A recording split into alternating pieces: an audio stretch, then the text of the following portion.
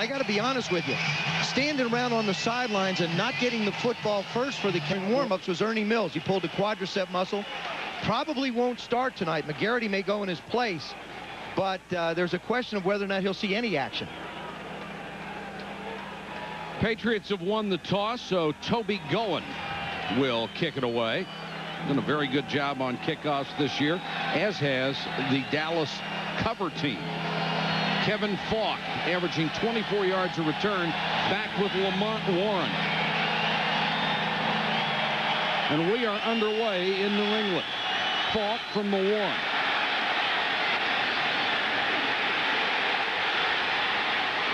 Flag is down. Goen takes him out of bounds.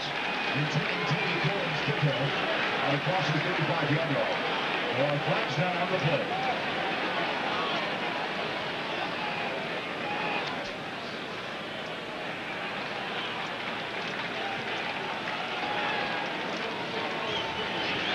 Holding number 37 of the receiving team during the return. 10-yard penalty, first down. The Patriots offense has Drew Bledsoe at quarterback. His last 3 games have been a nightmare. 9 interceptions after a hot start. Allen and Carter are the backs. Outside, Jefferson and Terry Glenn, 7th in the league in yards, and the tight end Coates. The line has been average, even with 6-time Pro Bowler Bruce Armstrong. He starts with Irwin, Woody, Rucci, and Moss. The penalty backs them up to the 19-yard line, and Bledsoe comes out throwing. Terry Glenn on a little flanker screen. For the Cowboy defense, Pittman, Spellman, Chad Hennings having his best year with 59 tackles and 5 sacks, and Ellis. Great speed at linebacker with Hambrick, Godfrey, and especially Dexter Coakley, the team leader in tackles with 95 stops. The secondary, Williams, Deion Sanders, the brilliant, ultra-confident corner, who is finally healthy. Woodson and Teague are the safeties. Falk is the running back.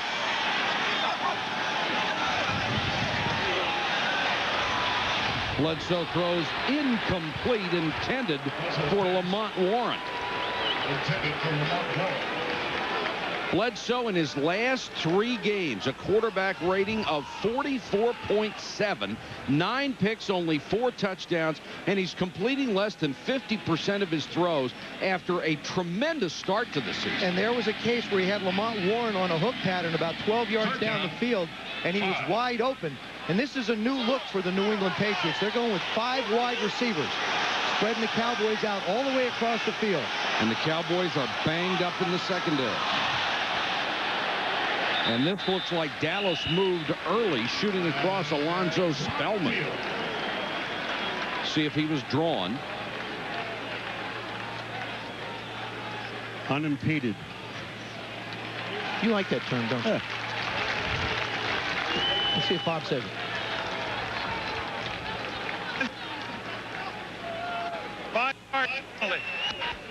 What? He said it. I read his lips. Unimpeded to the quarterback.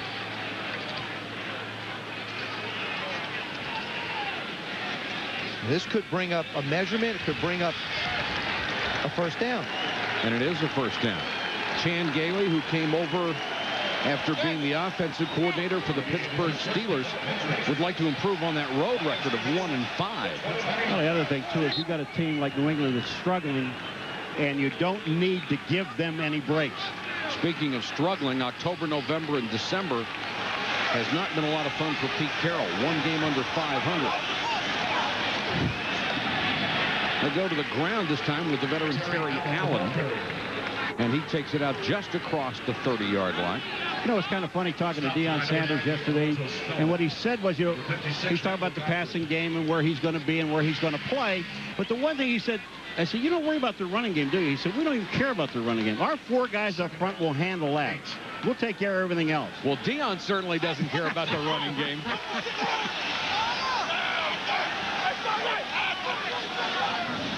Bledsoe on the draw to Allen. stumbles over a pile for a couple. I still think if you're New England on offense, you have to try and do this. You have to try and run the football. You can't allow those poor guys to tee off and put a lot of pressure on Bledsoe. He's going to need time to be able to spread them out and make the throws. Terry Allen averaging only 3.7 yards a carry. Kevin Falk 3.3. They have really lacked productivity out of the running back spots. And a lot of the pressure goes to the offensive line, which has not played all that well. There's their 5 wides again.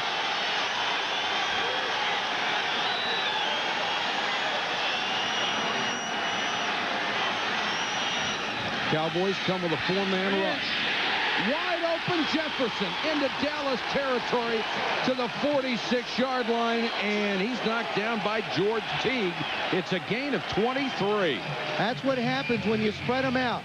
If the Cowboys want to come up and press them, all they have to do is make somebody miss. When you go to the inside receiver, now watch Woodson, number 28, on defense. He's going to fall down. When he falls down, Jefferson is wide open because it's actually man inside. Patriots at the Dallas. Jefferson averaging 18.1 yards a catch this year.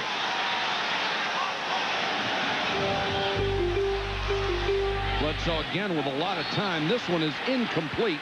Knocked away from Carter by Dexter Coakley. It's a good look. I think they're better served if they put guys that can catch the football. If you're going to go 5 wides, go with your wide receivers. That time, Tony Carter had a chance to make a play. Would have come up 2nd and 3. Instead, you wind up with an incompletion. And Ben Coates has not been in the game tonight, Michael. And yesterday, he was limping. Coach came in with a sprained foot. Of course, he's been pretty much a non-factor this year. Allen got outside. Carries Teague for a first down to the 33-yard line. Bruce Armstrong gets a block on the outside. Now, whether that's holding or not, I'm not sure. No flag. Bruce Armstrong is on the outside on Pittman. Now, watch this. They both have their hands on each other. He's just driving him. That's a good block. That's a clean block. Impressive start to this drive by New England. They've reached the Dallas 33. Lamont Warren, who used to be Marshall Faulk's backup in Indianapolis, pounds down to the 26. When you spread a field like New England is doing, it does a couple things. It forces the defensive linemen to try and cover 2 gaps. The other problem it takes away run support by the safeties. Look at the center and the right guard, Rucci, and the double team up in the middle. Actually, these guys are single man blocking up front, Joe, and doing the job. This is where Dallas' strength is in their tackles and their defensive ends. Dallas has given up 6 points all year in the first quarter. Bledsoe floats this one and throws it away. Carter was trying to get down the sideline, but he was covered well by Hambrick, and Greg Ellis was applying the pressure on Bledsoe. Dave Campo, the defensive coordinator, had a chance to visit with them a little bit. He said, our first concern is going to be coverage. That's what we're going to look at, which goes back to what you were talking about, what Dion said, Paul. Hey, we're not concerned about their run. And he also said, we want to keep this game low scoring. They don't want to get into a track meet with the New England Patriots. 3rd down. 3. Leon Lett has checked in on Dallas's defensive line, his 2nd game back after a drug suspension.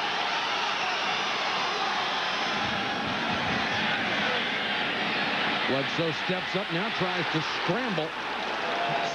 Looks like he's about a half-yard shy of a first down.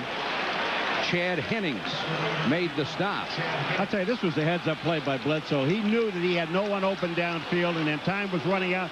All he tried to do was pick up the first down. And people are booing, but I'm going to tell you, here's a team that's struggling. They need to get points on the board anyway. Desperately. Plus, the other thing what you saw with Drew Bledsoe is he was decisive. He didn't have anybody open.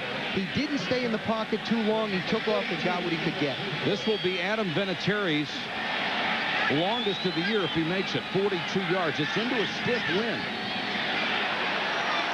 Plenty of distance and true. New England takes over inside. It's 20, drives down the field and scores. Patriots, the first points the Cowboys have allowed on an opening drive this season, and just what the doctor ordered for struggling New England. I think New England needed that just from a confidence standpoint. They wanted to commit to the run, to the pass tonight. Coming out, having Pete Carroll's guys complete some balls and move the ball down. Gets them feeling pretty good about themselves. Both teams come in 6 and 5. Vinatieri will kick off. Mathis and Ogden wait at their 5-yard line. That's Kevin Mathis out of Texas A&M at Commerce.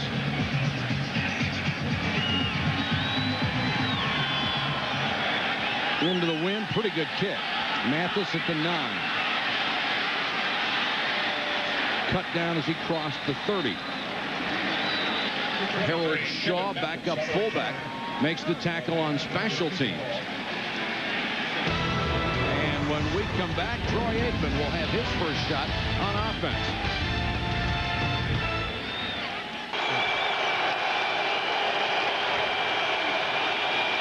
Play action by Aikman. Dumps it over the middle to Emmett, and he'll pick up about 4. The Cowboys offense led by Troy Aikman, completing almost 60% of his passes. No surprise, he's the 3rd most accurate passer of all time.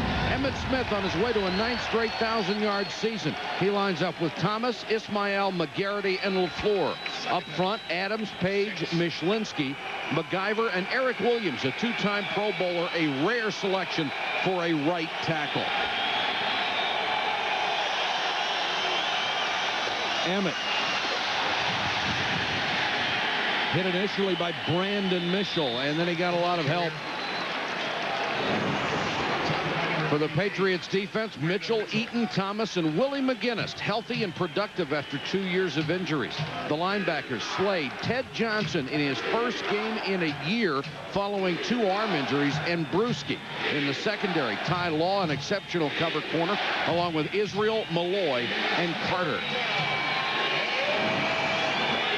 Willie McGinnis with 7 sacks on the year. This defense faces a 3rd and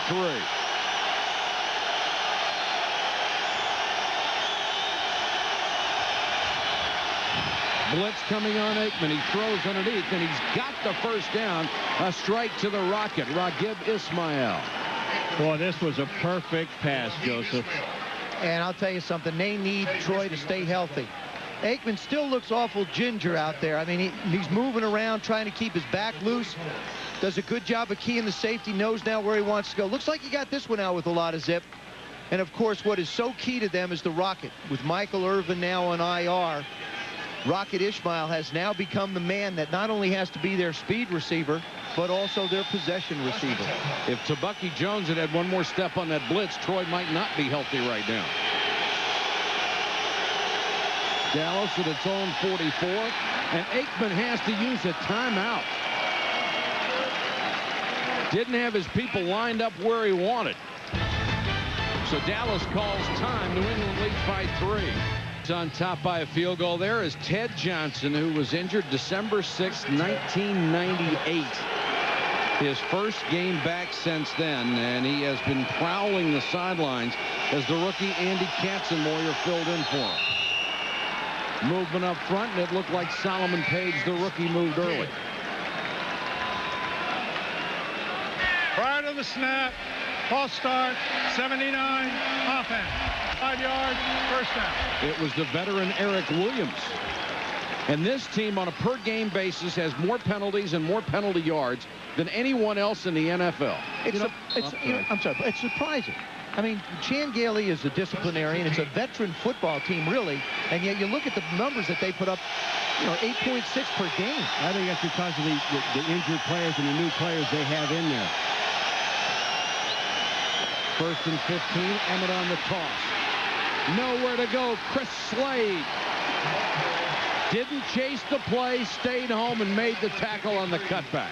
That was a nice play by Chris Slade, just staying at home. But, when we were talking to Ted Johnson yesterday, he was really funny. He said, I haven't played in a year, and I was out of practice. I'm lining up. I'm standing there. They ran a play, and the tight end went in motion, and he said, man, that's my man. He was gone. He said, I just froze. I didn't know what to do. Maybe the only time you'll ever see him freeze. The guy is a tremendous middle linebacker. 2nd and 16 for Dallas. Four-man rush. Aikman dumps it off to Smith. Hit by 4 men, got to the 44. Raiders with a huge win today. And a lot of the games today had a major impact on these two teams and their fortunes after tonight. Here comes the blitz. Aikman wants to screen.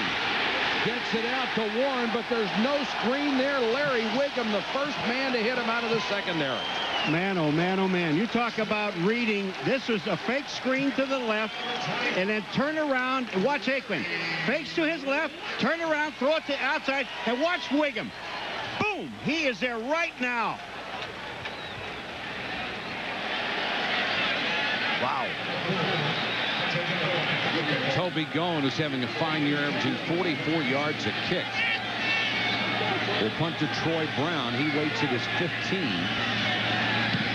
Kicking with the wind and hangs it very, very high. Brown signals fair catch, makes it at the 14-yard line. 45-yard punt, no return. First quarter, it's 3-0 New England. Quarter, Patriots on their first drive got a field goal to lead 3-0 over the Cowboys. Pete Carroll in every year as a head coach has been 6-5. His 1 year with the Jets, he lost his last 5. Then with the Patriots after a 6-5 start in '97, he won the division, made the playoffs last year, faced with a 6-5 situation this year, and may have to win the rest to make the playoffs this season. Terry Glenn takes the strike from Bledsoe out to the 25-yard line. Pete Carroll taking an awful lot of heat. And how often have you seen it when you replace somebody like Bill Parcells, who has legendary status, who turned this franchise around? You're under a lot of pressure to match his record. I think you're under a lot of pressure anyway. I think, you know, Pete coming in here is, you look at this football team, it's very talented. You wonder why they haven't been able to put more wins together and why they've struggled. Terry Allen tries to get it to the outside. You can't make a living running laterally against the speed of the Cowboy defense. Run out of bounds by number 21, Deion Sanders. Robert Kraft, of course, the man who will have to pull the trigger on any decision regarding Pete Carroll. But you have to feel if the Patriots win down the stretch and make the playoffs again, Pete Carroll would be safe in his job, as most of us think he should be. And, I don't necessarily think that you pull the trigger if he struggles a little bit towards the end. They've played some tough games. This division is very tough. And you're saying, well, it's win or else we'll replace you. And I don't agree with that. Bledsoe on the run. Throws behind his man, and Coakley with the interception. Coakley with his 4th pick of the year, and an awful throw by Bledsoe.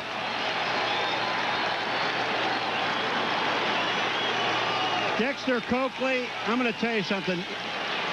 Bledsoe is throwing this ball to Carter, Tony Carter, who doesn't even look around. Now here's Coakley, 52. He sees Carter. Look at this. Carter really isn't even looking for the ball.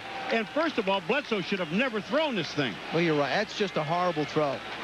I mean, he's on the move. It's not Drew Bledsoe's strength anyway. And Dexter Coakley, who continues to make big play after big play. You saw him get 2 on the Thanksgiving Day against Miami. Now he adds another one. Coakley very dangerous in coverage. Smith stood up and pushed back after he reached the 6. Mitchell and Eaton in on the stop. Drew Bledsoe now with 10 interceptions in his last 4 games. And at the beginning, he only had 4. It's amazing turnaround. That was just a horrible decision. That was a horrible throw and a horrible decision. Those are the kind of things that have haunted him through the last 4 games. 2nd and goal, Dallas.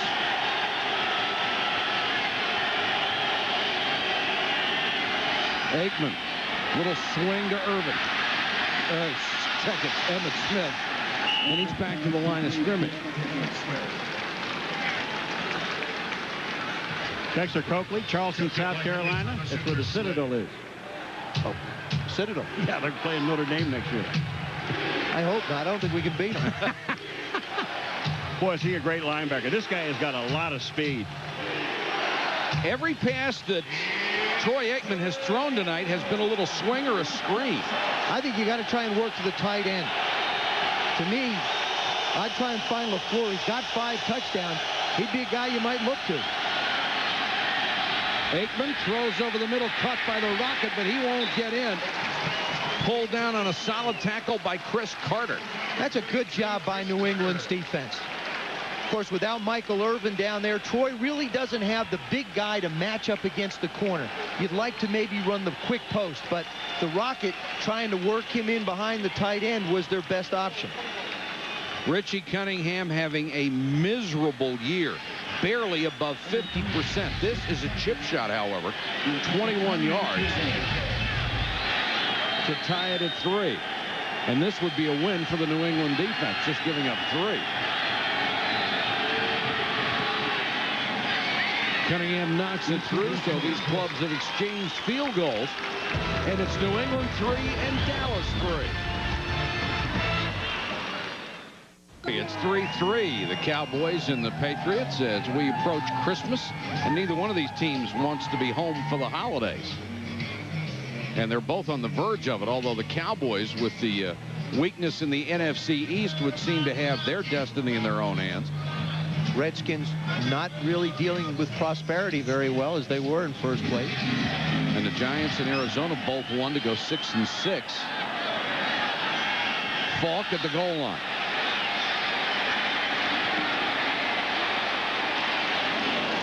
Takes it up to the 23, cut down there. Let's check in with Solomon Wilcots. You know, guys, according to Drew Bledsoe, his problems began 3 weeks ago when New York Jets defensive coordinator Bill Belichick designed a scheme which has forced him to throw 9 interceptions in his last 3 games.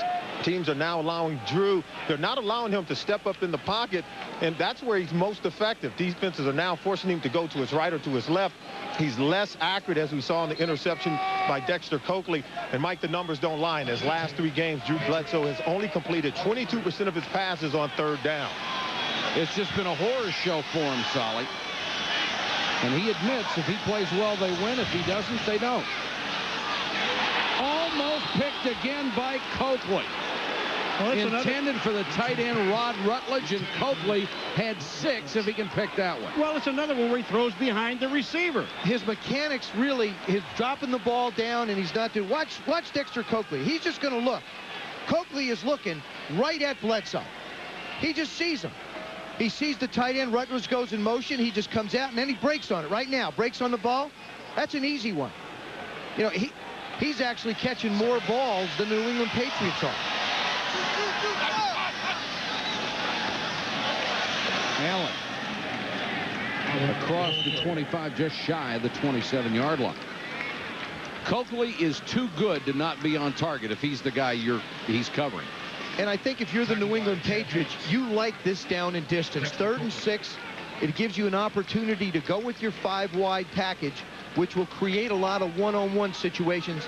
And you're going to ask me about Deion. Does it nullify Deion when you go to 4 or 5 wide? It negates it a little bit, because what they want to do is put Deion on their 2nd receiver, double on the 1st. Now you're forced to go man across the board.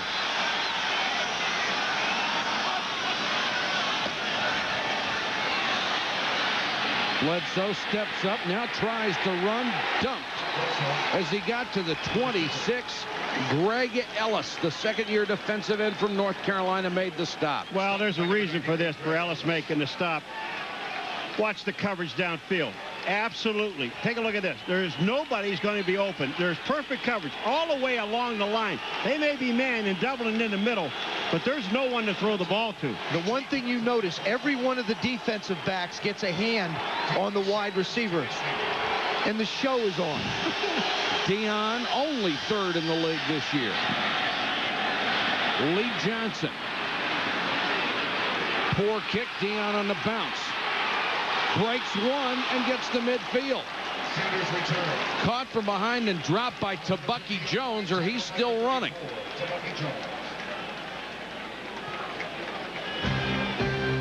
Hope you'll be with us next Saturday at 8 Eastern. The presentation of college football's most prestigious honor, the Heisman Trophy, to be awarded to the best player in the land at the Downtown Athletic Club in New York. Hope you'll join Chris Fowler, Lee Corso, and Kirk Herbstreit as they ponder who will win the final Heisman of this century. What do you think, Mike? Oh, I think we may already know. It's the big guy from Wisconsin, don't you think? Absolutely.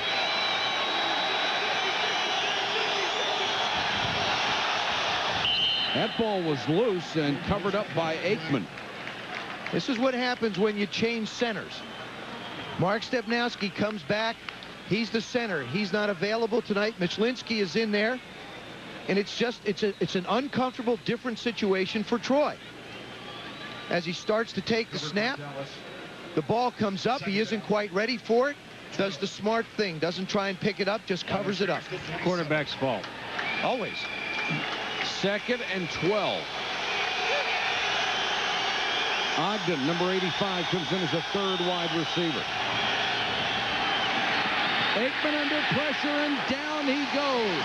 The sack to Ferret Collins. They welcomed him back with open arms for $400,000. They cut him when they were going to have to pay him $2 million. He went to Oakland, didn't make the team, and came back. And there is Flozell Adams. He is down. The Cowboys already missing 2 starters on that offensive line. Ferret Collins beats him on the inside. He beats Eric Williams, and I'm going to tell you, Eric Williams is a great tackle. But watch the move he makes to the inside. Out, and then just inside move. I mean, that is outstanding. And anytime you see Aikman get hit up around the helmet, you get very nervous for him with that history of concussions. You know, when we were talking to Aikman about his concussions, he said that the thing that really bothers me the most is that, you know, I feel fine, and then like 2 days later, I got huge headaches, he says, which I never get headaches. And then he went to other doctors. Flozell Adams is going to be in the middle of your screen as you take a look at him, number 76. He goes down, and it looks like he just gets that knee hit. Ferret Collins just sort of catches him as he puts Aikman on the ground. Played guard last year. They moved him to tackle, and Larry Allen, who many consider the best offensive lineman in football, back to guard. And he has adapted very well to that tackle spot. Well, this guy yesterday, when he walked in the meeting, Flozell Adams, he had to duck to get in the door. And then there was no room for anyone else to even come near the door. I mean, this is a big man, and you got to ask him. He's at 340. Joe says, well, how much more weight can you gain? Well, he doesn't look 340, does he? Yeah, it does. He just looked like a building. But Emmett say, leave him alone. And for Chan Gailey, he just can't afford to lose people. He's just starting to get his football team back half healthy. Watch his left leg.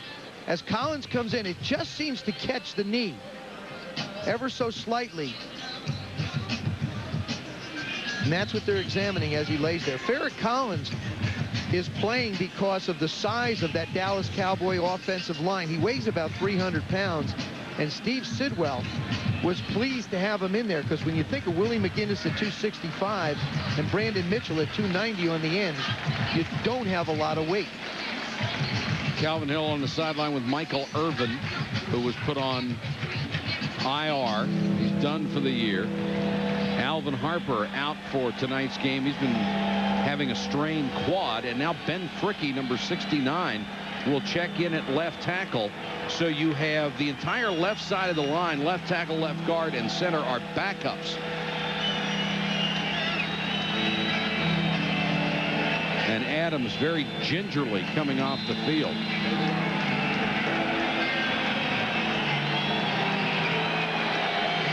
It will be 3rd and 20 as Chris Warren checks into the backfield for Dallas.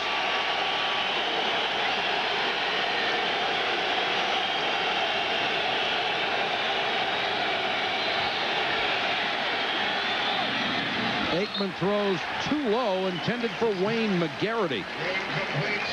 The way they've lined up on the offensive line now, Solomon Page, the rookie, has gone to left tackle, and Fricke has gone to right guard, so you have a rookie protecting Aikman's blind side. Solomon Page has played tackle in college, so it's not that big an adjustment for him. The adjustment was really going inside to play guard. That's all he played in college, was left tackle. Troy Brown will wait back at the 15-yard line for the punt of Toby Goen, and Dallas's offense has been very ineffective. Flag is down. Brown lets it bounce, And it'll go all the way inside the 10-yard line. This may be holding on Dallas on the punt. The kick is 52 yards. We'll check the marker.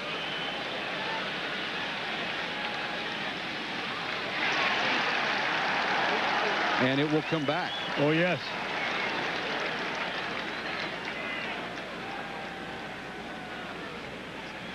Joe Avezzano, the special teams coach. The penalties are mounting in every area. Holding number 59 of the kicking team. 5-yard penalty. Repeat the down. 4th down. Dat Nguyen, the linebacker, called for the hold. So a 52-yard kick is wiped out, and they'll have to do it again. Well, he's in the middle of the field on the punt team, and when a guy comes up the middle and all of a sudden he disappears, it's holding.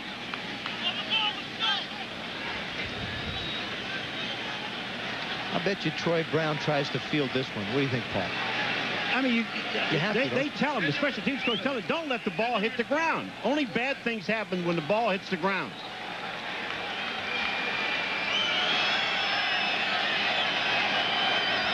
Brown has always been an excellent punt returner. Doesn't break many, but gets good yardage. Good kick by Golan. Catch it. Brown back to the 21. Has a seam. Now he cuts it back the other way. Brown to the 37-yard line. There's a flag down on this one. Dale Hellestrae, the snapper, downfield to get him after a punt of 17. Or a return of 17. First quarter.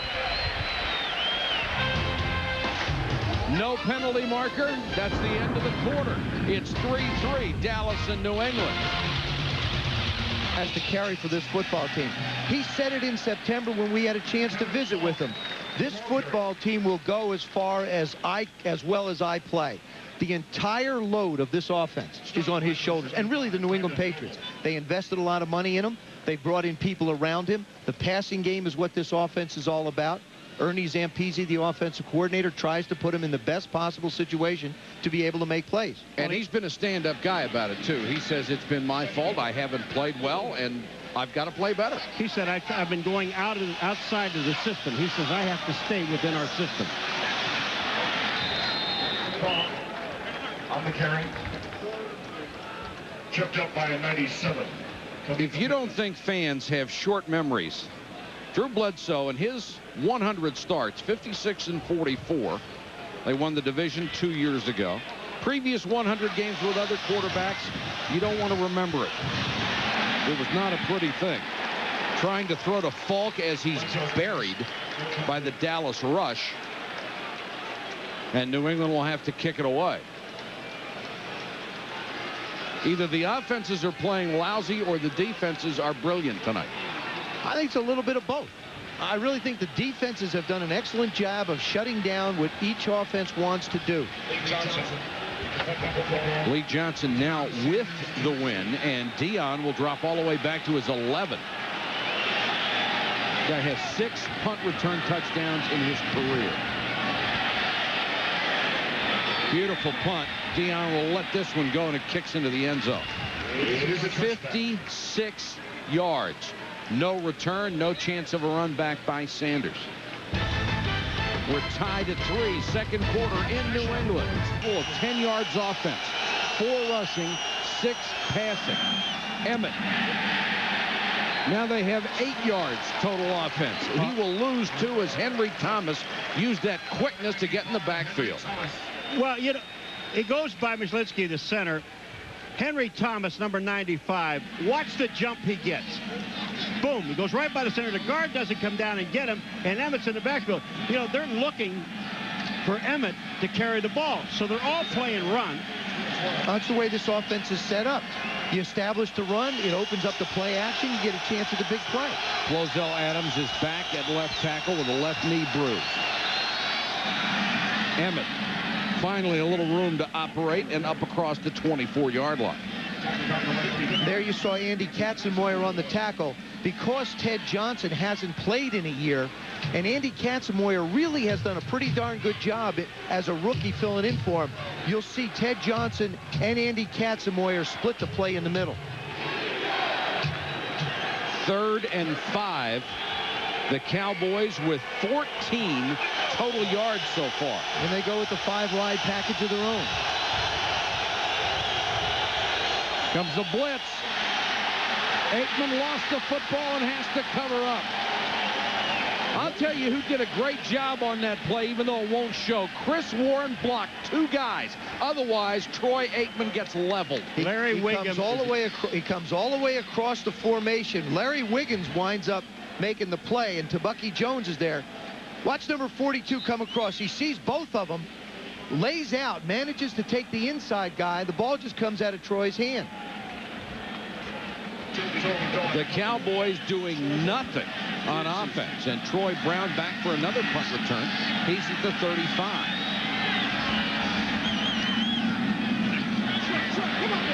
Into the wind, not as good a kick. Brown all the way up to the 48. Across midfield. This guy always gives you something, dancing and darting. 8-yard return after a punt of only 33. An excellent field position for the Pats. Sunday night football game on ESPN. First time tonight New England has had good field position. They started the Dallas 44. Bledsoe with time. Dumps it over the middle, and it's Falk all the way down to the Dallas 26. A gain of 17. I'll tell you, this is a nice call. It's a short play. You give it to the back, let him pick up yardage. But what happens is the tight end, Rod Rutledge, he clears out in the middle. He's gone. Falk slips out of the backfield. There's really nobody on him. You see 83 Rutledge is downfield. The linebacker is already with him. That opens it up.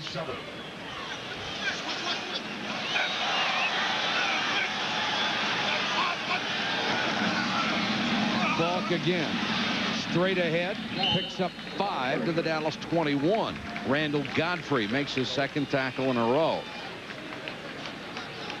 I think the Patriots really have to, Ernie Zampese, the offensive coordinator, New England Patriots, they've got to try and get Terry Glenn back in this game as well. He's the guy that drives the passing game. Drew Bledsoe has to make the right decisions, but you've got to find a way to get Terry Glenn involved. Second down. 2nd and 4 for New England. 10:54 and counting, first half.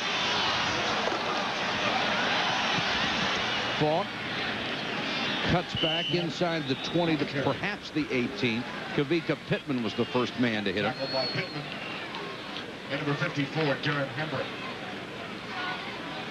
You know, with the speed of this Dallas defense, Joe, I mean, you can't run wide. And when you cut back, these guys fill the lanes as well as anybody I've seen. They are 7th against the run in the NFL and 10th overall on defense. Terry Allen now checks in as the deep man in the eye behind Chris Floyd. 3rd and a yard, and they've got a first down.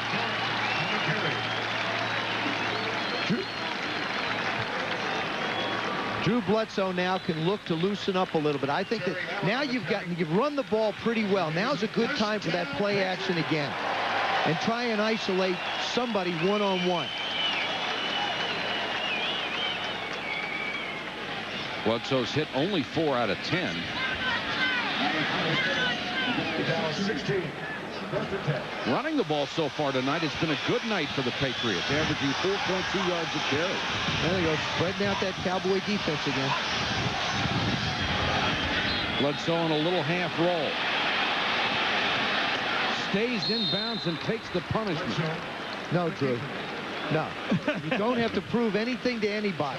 Not after last year, does he? No, he really doesn't. I think prior to last year, there was a question about Drew Bledsoe's toughness. I agree. Played the latter part of the season with 2 broken fingers, proved he was as tough. Now, use your head, get out of bounds. Well, what I don't like about this, you're rolling out to the right. Look how far right he is, and it shortens the field. You've got no place to go with the football. The defense is coming that way. You have 2 receivers that are right next to each other. Yeah, but he's got a place to go, and he didn't get there. That's out of bounds. That's right. Falk to the 6, very close to another first down. All he had to do was get inside the 6. If he's inside the 6, he's got it, and he's got it. Falk, the rookie out of LSU, has split time with Terry Allen. This is a nice move by Kevin Falk. Now, when you watch him here, he comes up, he gets a block, now he cuts right back in, he sees the hole. at this. Watch him cut back inside. Carter is blocking for him, number 30. That's just a beautiful move inside. First and goal, Patriots. Carter, the blocking back. Terry Allen now in at running back. Run blitz coming. And Allen takes a big shot from George Teague, the free safety who came up and drilled him. Staggered him. Just staggered him. George Teague comes flying up. Watch number 31, right side of your screen. Here's the handoff to Terry. And there's the shot. And really, Terry Allen is just staggered. It's like a right cross, except it was a left shoulder. Whoa. Second and goal. Allen on the draw. Absolutely nothing there, and the Cowboys swarmed it. And I really don't like the play selection down here. I don't believe that the New England Patriot offensive line is built to be able to power run the football. They're a much better passing football team. I think some play action down here on the early downs would have served Pete Carroll's team a lot better than trying to just pound it in against this front. Bledsoe used to look for Ben Coates all the time. Coates with only 22 catches this year, only 2 touchdowns, really hasn't been involved very much. Bledsoe hit from behind, and nice job to throw it away. Bledsoe almost sacked. Leon Lett had an ankle, and Bledsoe airmailed it. I tell you that, there are 3 calls that I don't like. Well, I agree with you, but Leon Lett liked him. Gives him an opportunity. Watch number 78 make the play. He goes inside of Irwin, and he's just crawling. And you're going to see him play better and better and better. Dave Campo says they're starting to work him a little bit more with his 8-week layoff. He hasn't really been in that good a shape, and he's continuing to get more and more playing time. Vinatieri has already hit one from 42. This was 23. And the Patriots take advantage of excellent field position. Not with a touchdown, though. They do get the field goal to go ahead. The moment. Vinatieri to kick to Mathis and Ogden. And it will be Mathis from the 7 with a running start. Cracked down as he crossed the 30 by Marty Moore. All right, let's go live to the internet. Joe and Paul will be matched up again, if you can call it that, with a 143-30 season score. We have a trivia question. Which 2 quarterbacks are tied for the most games lost in the 90s? Is it Warren Moon and Vinny Testaverde, Boomer Esiason and Jim Harbaugh, or Jeff George and Jim Everett, tied for the most games lost in the 90s? Think about it. You get 1 plus. Don't be looking at other people, Paul. Emmett. Again, no room to run. All right, Paul, you're first. Do I get a can I have a lifeline? Nope. Nope. Where are these guys? Let me see. A, B, or C? A, B, or C? Just say A, B, or C. B. You think it's B? Okay. No. We're not going to go now. Wait a second. You got time. Think about it. C. No. A. No. Those are the kind of yards that Chan Gailey's going to need on offense if he wants to run his offense. The numbers for the Cowboys, pathetic so far. 12 yards in total offense. Every pass has been short. Emmett, Ted Johnson, and company are right there. It'll bring up like a 3rd and 4. All right, time for your final answer, Paul. Which of these 2 quarterbacks tied for the most games lost in the 90s? C. I say B. The correct answer, should we tell them? Yeah. Jeff George and Jim Everett. They both lost 70 games in the 90s. I am really good at this game. Joe, you had a lifeline. Unfortunately, it was a call to Paul.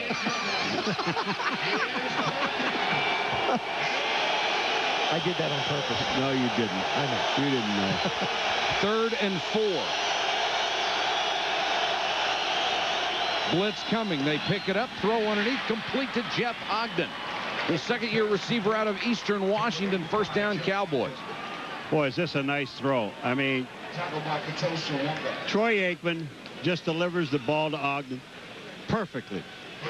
Good job by Jeff Ogden. You got press coverage. You got to beat it at the line of scrimmage. Katosawanga can't get him pushed down. Slides on in, makes the reception. And this is the part of the field where I think Chan Gailey would love to have Michael Irvin. But if you got the Rocket and he's moving, you got a chance of putting him down the field. Ty Law has him. Emmitt Smith with the carry. Emmitt picks up 9 to the New England 45. Emmitt Smith, a couple of years ago, remember, people were writing him off, even though he still got to 1,000 yards that season. Well, he's had 8 in a row and on the verge of his 9th in a row. And the projections are 2 years from now, he will pass Walter Payton, barring injury, as the #1 rushing back of all time. I like what Shane Daly said. He said, before I came here, people told me they thought he was done. Done where? Missed a game and a half with that plate in his hand, but he will play whenever he can, and he's got a first down. And what you really don't realize about Emmitt Smith is his durability and the fact that he is a workhorse. He has carried it more than anybody in NFL history. 21.1 carries a game. And where he carries the football is between the tackles, so he's always being hit by safeties and by linebackers. If you would have asked, does Emmitt Smith carry the ball more than Jim Brown did? I don't think many people would get that one right.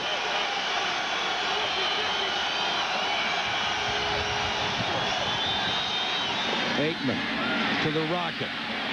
Almost got away. Israel got him up around his shoulder pads and brought him down. Ismail, not a very big guy, only about 170 pounds. Well, if you wonder why Troy Aikman in the first quarter threw the ball to Emmitt and the Rocket, Ishmael, and here he goes throwing it to him again. We sat in the meeting with him last night. He says, I don't know where these other guys are going to be. That's he said, right. I don't have my starters in there. Ishmael's the only guy that I know that runs the true routes and knows exactly what this offense is all about. He's missing Ernie Mills tonight, who has a quad problem. Hurt himself in warm-up. Emmitt on a little toss. Cuts it back and is down to the 35, inside the 35-yard line. Michael, you talked about Emmitt's broken right hand. What really played in his favor and why he was able to come back so quickly when he sustained it in the Minnesota game is he's always carried the ball in his left hand. He's never switched it from left to right. So it really helped him out that it was his right hand. And congratulations to Emmitt Smith. He has just gone over 1,000 for the 9th consecutive season. Only Barry Sanders had more, and he gained 1,000 yards in 10 straight years. We have reached the 2-minute warning in New England. A battle of field goals. The Patriots lead it 6-3. Fastest 3 minutes in television, including a great battle between the Colts and the Dolphins. And congratulations to the Rams as they clinch the NFC West. What a job Dick Vermeil and his club has done. Way to go, Dick. 3rd and a yard for Dallas. Pass. Play action. For the Rocket, and Ty Law right with him, and it looked like the Rocket even got away with a push-off. And Ty Law complaining about it. And I like the way the officials let these two guys go for the ball. You know, we did the game on just Thursday, and you get this kind of contact. You see each of them fighting for position, both of them looking back. That's just good defense and a great effort by the Rocket trying to make a play on the ball. They will go for it on 4th and 1. Would be a 53-yard field goal try. Emmitt. Not even close. He was stuffed. Henry Thomas led the defensive charge. That's a big stand by New England. 6-3 Patriots. They'll have the ball when we come back. Patriots take over on downs. Sometimes you don't have to make a play, Michael. All you have to do is change the penetration and make the back go a different way. Watch what Henry Thomas 95 does. He's double teamed right there, but when he gets in the backfield, now Emmitt Smith has to make a move to his right. When he does that, Teddy Bruschi's there. Falk is the running back for New England. The Patriots have all 3 timeouts left.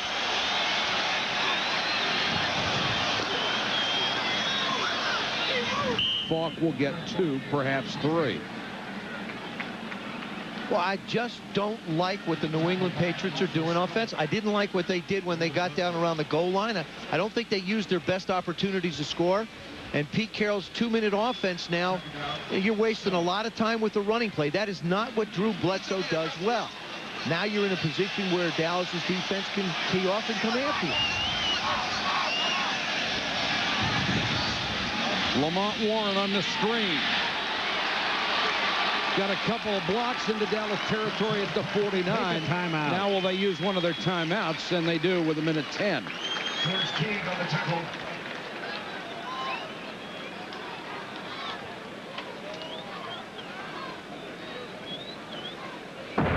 The rocket and didn't get it done.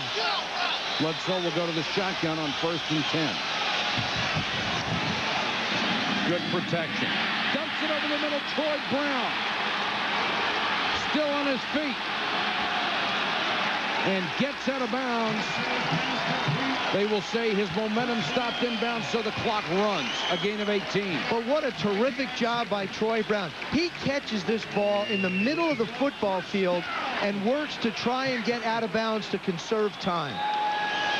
2 timeouts left, clock running. Here they come. Sellout blitz. Bledsoe, Brown at the sideline and dives out of bounds at the 25. Had some effort by Bledsoe to get it off in the face of the rush, and Brown to dive out of bounds. And the good thing about him getting out of bounds, even if Dallas wanted to blitz now, it gives you a chance to regroup as an offense and take a little more time. This is the play on Troy Brown when he tried to get out of bounds. He's in the middle of the football field. Now look at his effort. He's trying to now he's trying to get to the sideline. Dion manages to hang on to him just long enough.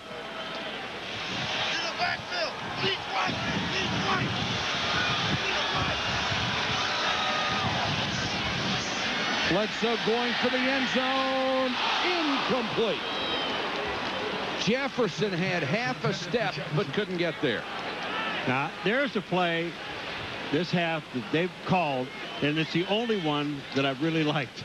I like the shot he took. I do too. Dwayne Hawthorne's on him. Well, look at this. Jefferson, I mean, he's got him beat. If that ball's on target, there's touchdown.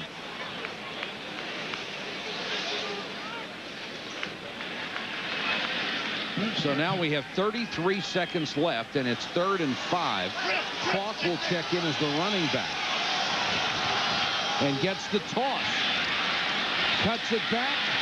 Falk got to the 20-yard line. He's got a first down. Hennings downfield to make a tackle, and another timeout for New England.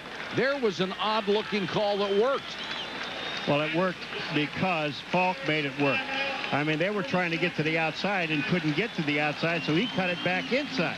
I mean, this is all Falk. Look at this. They're trying to get outside, and they can't. It's a nice cutback. He does that on his own. Falk, who graduated from LSU in 3.5 years. He's a smart, instinctive runner. They can throw to him, too. He catches the ball well. We got to get Pete Carroll to quit chewing gum. And if he does that, he'll be able to call timeouts 2 seconds quicker. You think so? Oh, yeah. Why does that happen? I don't know why they're doing that. 25 seconds to go. 1st and 10. And Pete's working that one over pretty good. There he is. Lamont Warren, number 27, checks in. Bledsoe with a lot of time for the end zone, and it's picked off. Overthrown and intercepted. Right into the hands of Darren Woodson. They blow a certain field goal opportunity and turn it over with 19 seconds left in the half. His 2nd pick tonight and his 11th in 4 games. Joe, I'm sorry, but when he was throwing it and you're talking about it, and as soon as he threw it, I just said, no, no, no, no. No, I agree. I mean, this football team relies on him to make good decisions as well as throw the ball. Rutledge is going to try and go to the corner. All right, now Sean Jefferson tries to go. This ball is right in between everybody. There isn't anybody nearby. Plus, he's got somebody hanging on him. This ball is so badly underthrown. The only person that had plays at it were the Cowboys. And Hawthorne almost screwed it up and almost knocked it down. The Cowboys will be content to run out the clock and go into the locker room trailing in a game that has seen only 3 field goals. Bledsoe's 2 interceptions have been way off the mark. That's the end of the first half. Our score, 6-3, New England over Dallas. Now here's Chris Berman with our halftime report tonight, simply to stay alive in the powerful AFC East. And they've got to score more points when they get opportunities. This game is played right into the Cowboys' hands. Keep it low scoring and wait for one of their guns to make a play. Mathis on the run at the 10. Crossed the 30, has a seam, and lost his balance as he cut back at the 44. If you're a Cowboy fan, the first half statistics are bleak indeed. 28 yards rushing, 13 passing. Folks, that's 41 yards in a half of football. Yeah, but it gets negated by that last number above the time under New England. 2 major turnovers by the New England Patriots. One going in and one setting up the opportunity for Dallas to score. Ismail and McGarity are the wide receivers. Emmett. Nothing. Gang tackled at the line of scrimmage. Brewski is there. Eaton is there. Let's go to Solomon Wilcott. Solly? Yeah, Mike, I talked to Chan Gailey at halftime, and he says the reason why his offense was so anemic in the first half was that they continue to make mistakes. He says, we know we can run the football on this Patriots defense here in the second half. He said we have to continue to take some shots deep in the passing game so we can loosen up this defense so we can run the football, Mike. All right, Solomon, they only took one shot in the first half, an incomplete pass to Ismail. And there's movement on the left side of the line. And it's second-year man Flozell Adams, who went out of the game earlier, injured for a series. 76, offense, false start, 5 yards, second down. And the most penalized team in football is at it again. Well, I'll tell you, Flozell, as big as he is, Joe, if he even flinches, there's a whole lot of body movement. Everybody sees it. And, you know, that's exactly what Chan just told Solomon. We have to be able to run the football, but we continue to shoot ourselves in the foot. Here they are again, 2nd and 15. It makes it hard to find a good run on that sheet of his to get you in a manageable 3rd down.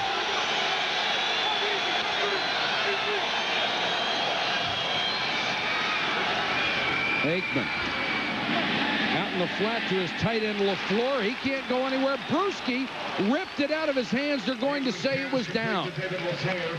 Teddy Bruschi not content to make the stop. He wanted the ball. That's Teddy Bruschi. Let's go to Ted Johnson, the middle linebacker. And the Patriots glad to have this guy back. On the very first play tonight, Ted Johnson makes a play on a short dump pass to Emmitt Smith. Here he is. This is his very first play of the game. Watch him. He lets the tight end go, comes up, and helps out on the tackle. This guy is supposed to take care of the middle. He takes on the block of the guard, makes the tackle. Takes on the block, makes the tackle. This is what he does for the Patriots in the middle of the defensive line. He's a wonderful player, and they really missed him. Aikman with time, incomplete. Too high, intended for Jason Tucker. You know, Joe, I've listened to you for years. You say there are no 3rd down and 15 plays. No, it's very hard. Coaches sometimes will look at you. That's when you get to call your own. You know, like Troy would look over at Chan, and I've had situations where the longer the yardage, the less selection the coach comes up with, so they let you get creative. But, you know, it's the offside that creates the problem. Brown waits at the 20 for the punt of Toby Goen. It has become a field position contest. Nice kick. Brown driven back all the way to his 13.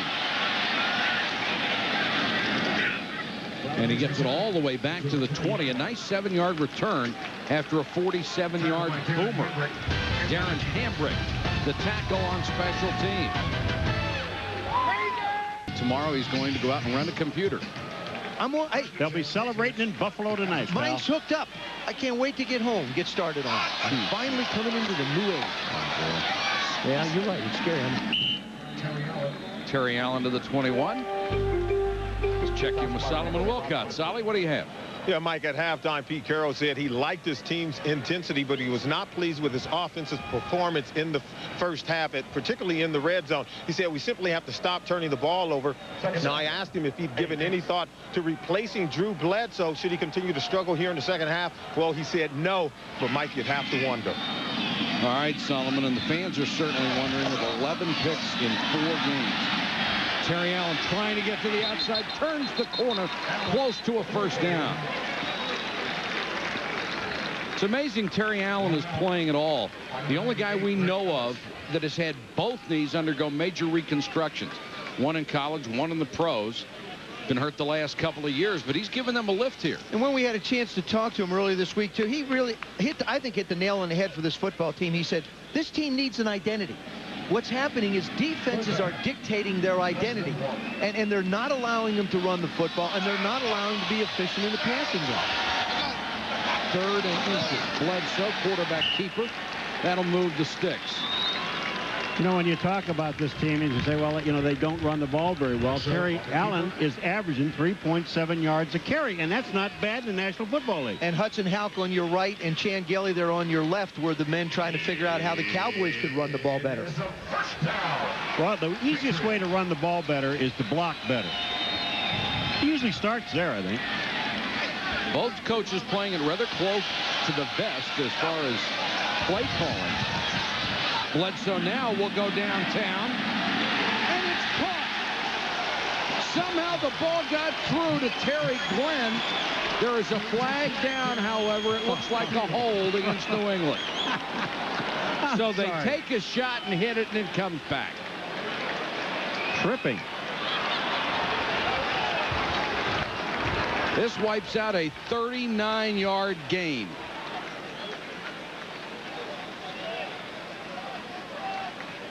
Tripping.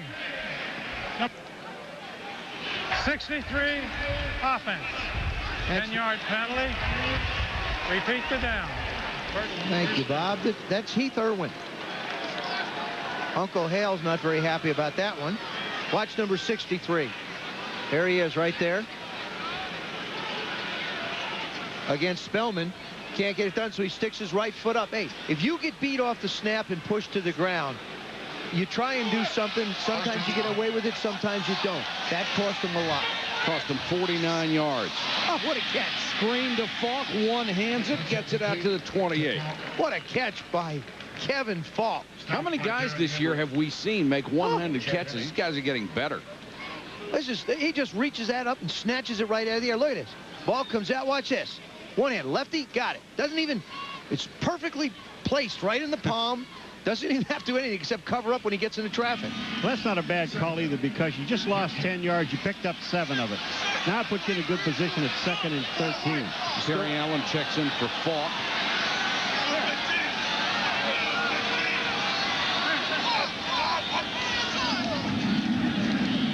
Bledsoe with a short set. Goes over the middle. He's got Jefferson. Shakes the tackler, midfield and more. Randall Godfrey had to make the tackle, but they hit it for 25 yards to Sean Jefferson. All right, and really let Bledsoe continue to throw the football, because that's what he does very well. Here comes Jefferson. Cuts back inside the linebacker. That's not fair for a linebacker to have to cover. I mean, this is just an outstanding run after the catch. Those are the kind of matchups you get when you go to zone coverages, and Pete Carroll finally sees some life in his offense.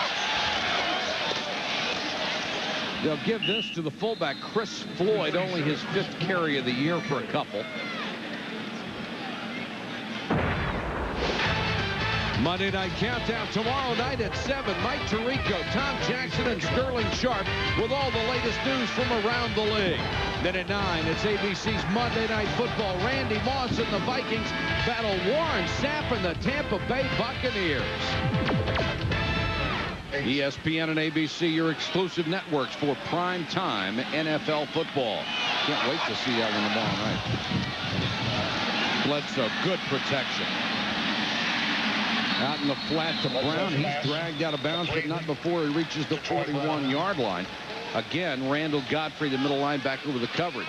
Those are the kind of throws that Drew Bledsoe can make when he can step up in the pocket. He has avoided this man. I mean, Dion hasn't been able to field the punt. He hasn't been able to get the ball anywhere near him. Closest he's come to action is towards the end of the half. He threw Troy Brown out of bounds. Well, he shouldn't even take a paycheck tonight. Oh, with the size of that baby, I'm sure he'll be there. They'll just have to use 1 truck instead of 2 to pick it up. 3rd and 4. Blitz comes. And Bledsoe throws it away and nearly had it complete. Tony Simmons went right to the top of the grass and nearly made the catch. That's a great effort by Bledsoe just to get rid of it. And a lousy job by the guys in the middle. They're just not giving him a chance to sit in the pocket. Dallas's defensive 2 tackles continue to push that pocket back in his face. If he doesn't have room to step up, he's not going to be a very accurate passer. I wish you could find a punter in the National Football League to kick the ball out of bounds instead of kicking it in the end zone. Dion wishes he could find someone to kick it to him. I don't say kick it to him, but kick it out of bounds. Johnson hangs it high. Patriots with good coverage downfield, and they'll down it inside the 10. Punt of 34, and Paul, the special teams coaches, won't do it anymore. They want that ball killed inside the 5.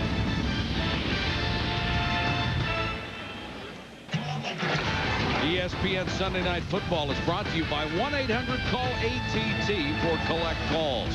By Hewlett-Packard, the original Silicon Valley startup. By the New York Stock Exchange, the world puts its stock in us. By Isuzu, we don't make cars because life is too big for cars. And by Levi's, opt for the original. Cowboys trying to get the running game going, and Emmett across the 15 to the 17-yard line. How inept was the Cowboys offense in the first half? With 41 total yards. That is the worst they have done in the last 6 years. 41 yards and a half since they played the Falcons in November of '93 when they racked up a sterling 25 in the first half. That was the longest offensive play that Dallas has had on the ground tonight. 9 yards for Emmitt Smith. Emmett will try to get the first down and does across the 20. This is particularly important for Chan Gailey's offense because it's not an offense that goes down the field very often, and it doesn't get a lot of yards in its passing game. So they have to be able to pound away to make New England respect the running game enough so that he can run some play action and try and stretch the field a little. Can you pound away enough without your starting left guard and your starting center? Yeah, you can. I think, but the important thing is, Mike, is the missing of Stepnowski, the center. Emmett called him just another fullback.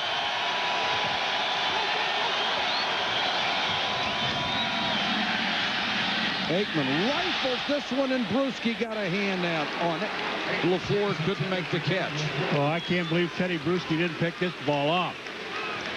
He read that thing absolutely perfectly. The linebackers have been very active. We saw Dallas's linebackers. I watched Bruschi, number 54, excuse me. Watch as he turns back to the inside, and Stonehands just knocks it down. I think that's a very apt description of him. I don't think if it hits him, he's not going to catch too many. Well, he was a defensive end, a rush end in college, a great sack rusher. He had never dropped back in coverage in his life. Smith runs by a tackler, still on his feet. Emmitt Smith fighting for yardage out to the 37. Chris Carter, number 42, comes flying in on a safety blitz, and Emmett just goes right by him. Number 42 comes in. Watch the right part of your screen. You're going to see a flash of blue. That's number 42. And Emmett just keeps running right by him. Here you see him again. Watch, he comes to Phil. You've got to come in under control. You just can't go running in there like a chicken with your head chopped off. Aikman to the rocket out in the flat, and he'll pick up about 4. The thing that was so bad about that blitz, just to go back to it for a second with Carter, is that you know that you're playing a team that's going to run the football. Your first concern is Emmett. Now, when you blitz, you come under control, you make sure that he doesn't have the ball, then you go to the quarterback. And Carter is smarter than that. He was a kinesiology major at Texas and wants to be a cardiologist. He better be a tackler first.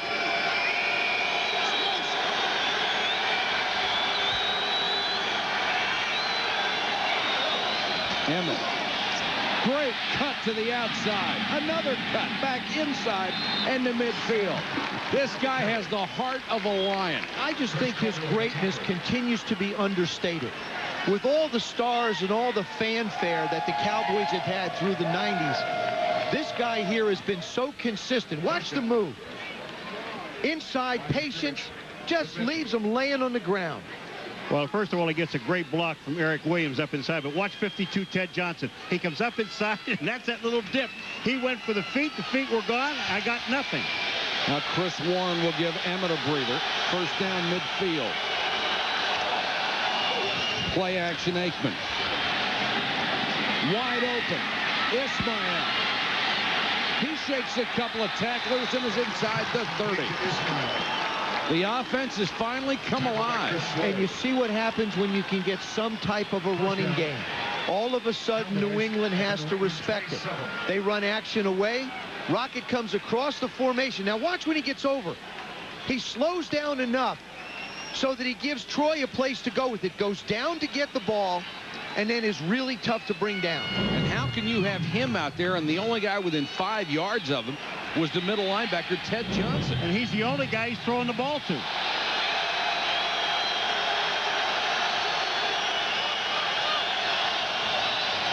Aikman again. Flush. And throws it away. Aikman's pass incomplete. The NFL on ESPN continues this Thursday at 7:30 with the NFL Tonight. Join Chris Berman for the latest news around the league. Then at 8:15, Joe Paul and I will be in Nashville as Tim Brown and the Oakland Raiders battle Eddie George and the Tennessee Titans. And Tennessee made life a little more interesting for itself by losing today. Jacksonville was very happy. Yes, they are. Oakland tightened everything up by beating Seattle. Emmett. And Aikman fell down trying to make the handoff. You know, all the years we've watched Emmitt Smith, the one thing that's been very consistent about him is if you watch him run, you know, a lot of backs will make a move, will slow down. His feet never really stop. He's always on the move, and he's always ready to make that quick cut. And he's one of these guys, they were talking about, the way the Patriots were talking about him, they said, he's a very patient runner. He will wait on blocks. Well, if you had that offensive line, you'd wait also. And he's always over 1,000 yards. Tonight, he broke that barrier for the 9th straight season, second only to Barry Sanders. Dallas with a timeout. Back in a moment. Dallas with a chance to tie Washington for first place in the NFC East. A loss tonight, they drop into a three-way tie for second with Arizona and the Giants. 3rd and 8. Blitz coming. They pick it up. Now Aikman throws behind Ismail. And it will bring up a long field goal try for the struggling Richie Cunningham. And Larry Wiggum has a Christmas present come early and land right in his hands, and he doesn't make the play. Number 25 has this ball just drop into his arms and through him. Cunningham is hit from 21. This will be from 43. Into a slight wind.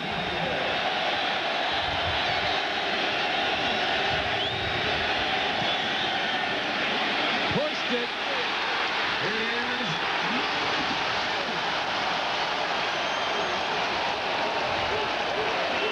Cunningham this year is 11 of 20. Richie Cunningham on the sideline missed an opportunity to tie it. His first 2 years nearly automatic. One of the best kickers in the league. This year, 52.4%, a woeful struggle for him. Terry Allen fighting for yardage, gets it out to the New England 38. And what compounds the problem for Chan Gailey is his offense is conservative by nature. They want to run the football, control the game, play great defense.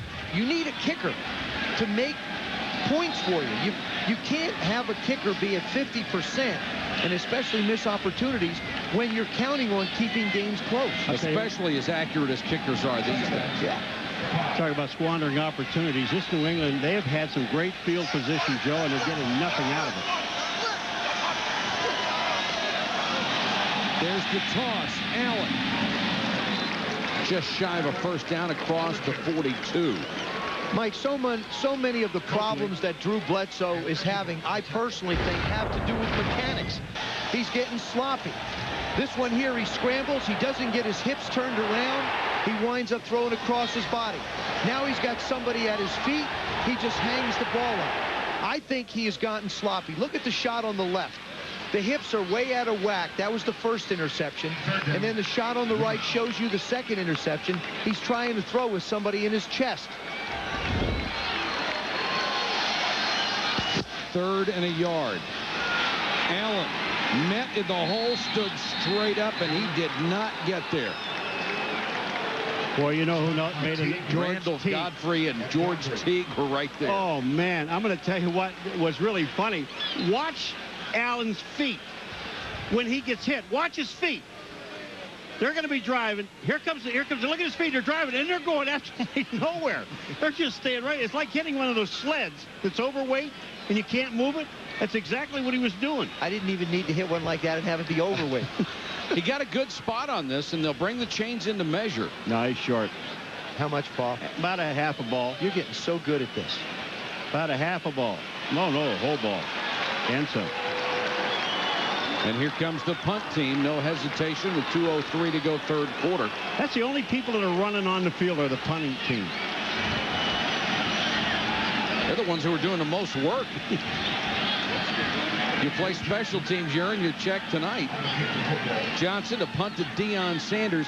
And how much does his presence increase as this game wears along at 6-3? Well, I'll tell you yesterday, though, Joe, we were sitting there talking to him, and Frank Valley, our producer, said to me, Deion, are you going to return punts? He said, Sunday night, national television, ESPN. He said, are you crazy? And this is one that Johnson's not going to be able to kick into the end zone, so he can't get his hands on it. Kick it out of bounds at about the 10 or 15-yard line. Just aim it over there. Bad snap. Great job by Johnson, but then he hits the low line drive, and Deion waited for the bounce and didn't get one he could field. Marty Moore downfield to cover up, and New England got a break twice on that punt. Patriots with 1:40 to go, 3rd quarter. And the Cowboys take over at their own 23. Their best offensive series was the last one. Emmett on the toss to the 26. Well, that's like a 2 or 3 yard game for Emmett, but you know that's where he works up the middle. But when you look at Emmett, watch his feet, folks. We're going to show you. Look at his legs. There's never any kind of like a hesitation, or his feet never stop. He just keeps moving and moving. He creates an awful lot of things. Watch this. Ted Johnson misses him. He gets back to the outside. I mean, that's just great running. Cutbacks, 39 of the 69 yards, and 29 came on the last drive alone. 3-time NFL rushing champion.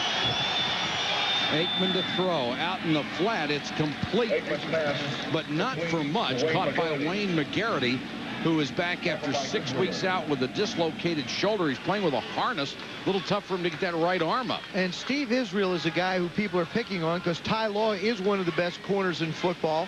They stay away from him. Israel's having himself a heck of a year. He fell down on a play last week that gave him a touchdown. He said, I certainly picked the wrong time to fall down. I don't think there is a good time for a defensive back. 3rd and a yard. Emmett had enough of a hole to get the first down to the 35. Pushing and shoving as we are going to get down to the end of the 3rd quarter. This is such a huge game for both these ball clubs who are still alive in the playoff race. Dallas still alive for the NFC East Championship. New England, they rightfully feel, I think, that they have to win the rest of their games and go 11-5 to make the playoffs, as tough as the AFC East is. End of the 3rd quarter, 6-3 Patriots. Who's Emmett? There's one big shot or maybe 2 left that they're going to try and get the ball to Rocket. And you can't discount the fact that Deion Sanders looms big if New England has to punt the football.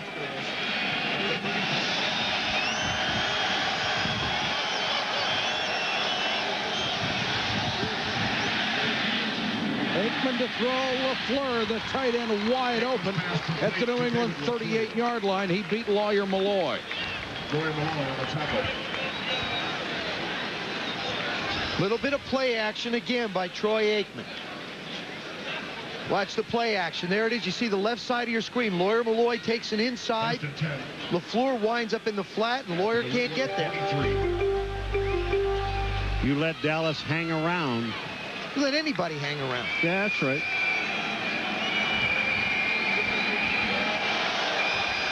First and 10 Cowboys. They mark it at the 38. Emmett. Here comes the reverse to the rocket. They might want to throw that one away. Willie McGinnis was having none of it. I hate this play. I'm going to tell you what. You got yourself in great field position. You're on the 43-yard line. You got first down. And now you run a reverse. And Willie McGinnis, look at this. He's just looking. He sees Emmett. He knows he's going to hand the ball off. He just comes back to the other side. He forgot all about Emmett. He doesn't even go after him. You don't like that play? I don't think the Rockets are real fond of it right now. And Willie said, you know, he talked about the fact that, hey, everybody says we're a very talented team on paper. It's time for the talented guys to step up and make plays. He just did. Second and long. Aikman, short set, goes to the Rocket. He dives forward to the 45. That'll be third and still 12. You know what a play like that does on a first down, and you end up, you know, Joe, what you're talking about? It takes Emmett out of the game. It takes Emmett out of the game. Emmett is the guy that you really depend on in this offense to run the football. Now he's walking off the field. It's third and long and second down and long. In what, 18, you don't use him anyway. I want him on the field. 12 minutes, 59 seconds in and counting. Aikman to the shotgun.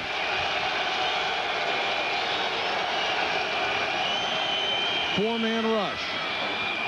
Plenty of time. McGarity makes the catch, but he'll be well shy of a first down at the 36. From here, it would be a monster field goal try. You get the feeling they'll probably go for it. They got the wind at their back. Well, I think they're going to have to go for it. You punt, although, you know, the way their defense is playing, it's not a bad idea to maybe punt it in. Troy Aikman staying on the field.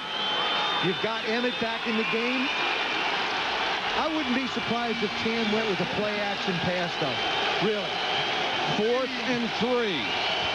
The Patriots scrambling around, and now they're going to have to call a timeout. They were caught off guard and had to burn a timeout to make sure they had the right defense in place. And that's a good use of a timeout there. You don't want to give them a first down. Timeout in the ball game. 12-10 to go. There are 3 wild card spots available if the playoffs started today. Tennessee, Buffalo, and Miami would have those spots. Kansas City a game back. New England would be a game back if they can win tonight. But the tiebreakers are hardly in New England's favor. 4th down and 3. Dallas outside the New England 35, down by 3.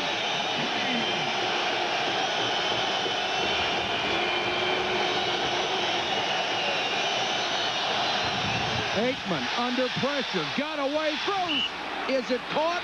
No, incomplete. LaFleur couldn't come up with it. Aikman avoided the sack but couldn't complete the pass. Willie McGinnis, he said, I'm silent this year and violent. Well, Willie McGinnis has made 2 plays in this drive. Watch this play. There's LaFleur coming out. That ball is down on the ground. That's an excellent call. He was open, but McGinnis was in Troy Aikman's face. He's the guy that starts this whole thing. He bumps LaFleur on his way, gets up in the air. Now, Troy Aikman couldn't throw it. Now he throws the ball down into the ground. Michael Irvin really upset. That's a catch LaFleur has to make. Even though it's down on the ground, he's got to catch that ball. Bledsoe goes back to work. Throws over the middle, complete. Terry Glenn dives for a first down at the 46. Coming up next, Sports Center, Dan Patrick and Rich Eisen. They'll bring you up to date on Marino against Manning. The Colts, yes, they're growing. The Aikman conversation, why he won't give it up, and the BCS matchups. We'll take a look at the Sugar Bowl matchup for the national championship. NFL prime time after that. And Ben Coates is back on the field for the New England Patriots. Coates with a sprained foot. Only 22 catches this year. Falk moving the pile to the 49. The only 2 times I've seen Coates on the field, Joe, are both running plays. Randall Gottfried made that last stop. He has been in on 14 tackles tonight. LaFleur doing a lot of listening. Ordering a new pair of hands. And that's what the players do, is they listen to the coach. If you catch it, you can talk. Blitz coming. Bledsoe with time. Throwing. Great catch. Vincent Brisby. And now they say no.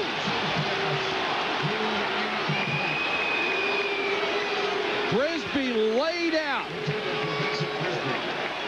Vincent Brisby manages to get his hands on it. Does a good job at the line. Winds up beating Charlie Williams. He's up top easy. Struggles. He's got it. Puts it away. No, that's a catch. Oh, that's a catch. It sure looked If like it. I was the New England Patriots, I would challenge that right now. That's a catch. He tucks it away, and when he hits the ground, the ball comes out. Watch this. Tucks it, puts it to his chest. The knee hits the ground. The knee equals 2 feet, and the ball comes out. And his hand is under it. Well, think about it this is what it really is too is it's a fumble, and because the ground can cause a fumble if you're not hit. That's but right. He gets the ball back. Exactly, That's right. Paul. This is a catch, a fumble, and Brisby gets the ball back. They're going to overturn this. Well, they should. They're going to. Remember. New England is challenging the ruling on the field that the pass was ruled incomplete. Now, if they lose this challenge, that's their second time out of this half. If they win the challenge, they get it back. If they lose this challenge, I would be very surprised. Watch this now. Keep in mind, he's got to have possession. He has the ball. He's not bobbling it. He tucks it away. Now, watch his left knee. The left knee hits the ground. When he hits the ground, the ball comes out. But then he has enough presence of mind to recover. Watch. Here it is. There's the catch. Right Watch here. this. Left knee, right knee hit the ground. Ball comes out. That's what this is a catch at best because his knee's down. He has control. And the also, ground causes a fumble, and he gets the ball back. And it is. also, his hand is under the ball, and his hand hits the ground when it bounces out. Brisby used to be known for a lot of spectacular catches. In his first 3 years as a starter, he had 169, but with 5 very good wide receivers on his ball club, he hasn't gotten a lot of action in the last few years. We've seen a lot of challenges today, particularly I was watching the Detroit-Washington Redskin game. There were a number of challenges in that game. Most of which were overturned. Right. The challenges worked. And you know, I'm glad. I'm glad the system is there. Let's go to Solomon Wilcott. Solly? Yeah, Mike, I was standing right on the sideline on the catch by Vincent Brisby. Now, the field judge called it incomplete. The back judge comes over to him, and he says, "Are you sure?"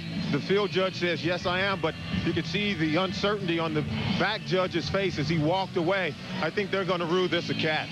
Well, you had a good look at it, Solly. Did you think it was a catch? I certainly thought it was a catch. He had his arms underneath the ball as he hit the ground. The ball did come out, but he recovered it. The ball never touched the ground until it actually popped out. I think once he hit the ground, he had possession of the ball and control of it as well. After reviewing the play, the ball hits the ground.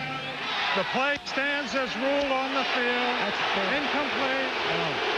No, sir. Timeout is charged to New England.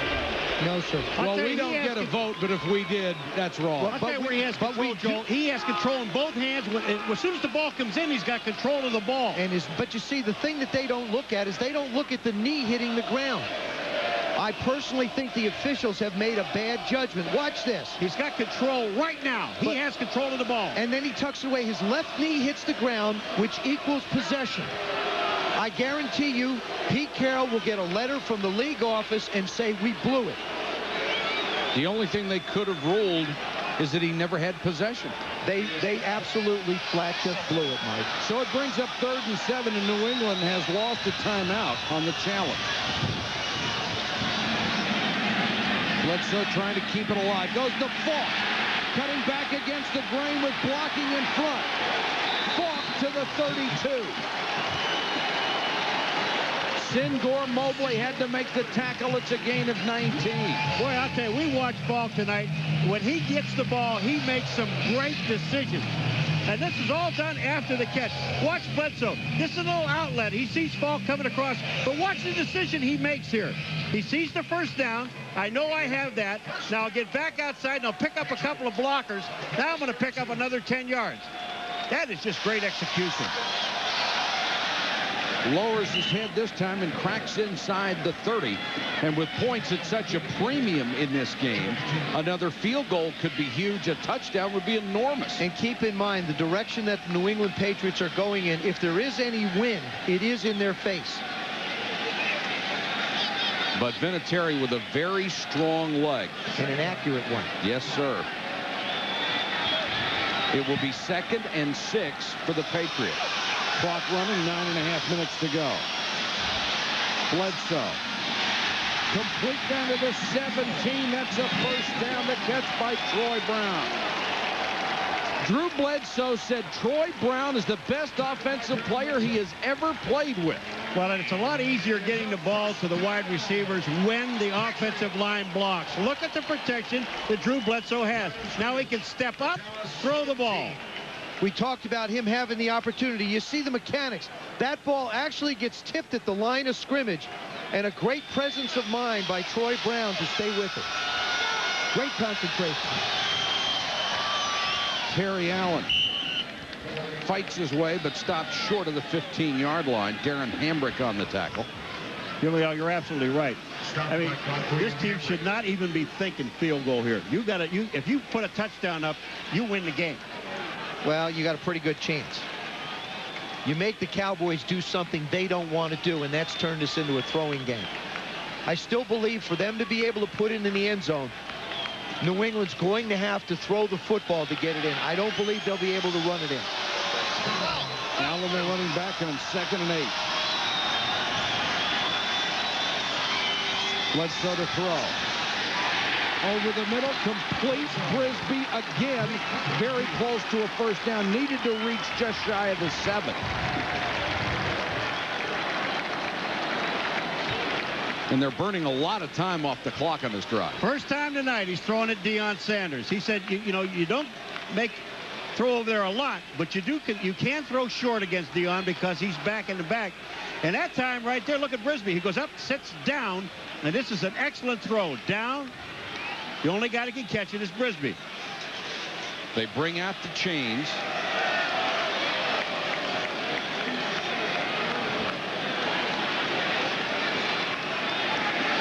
And it's going to be just short. The last time they had one this close, they ran a successful quarterback sneak. And they ran it, and the key is to run it on a quick count. To get up, give Damian Woody, the center, a chance to get the ball to you. Irwin and Rucci, blow them off the line, and all you need to do is pick up the length of the football. When it's been longer than this, they've given it to the running back, and that hasn't worked. Well, if you're going to run it to the running back, then don't go outside the guard. Stay inside. Oh, they're outside. And Dallas jumped.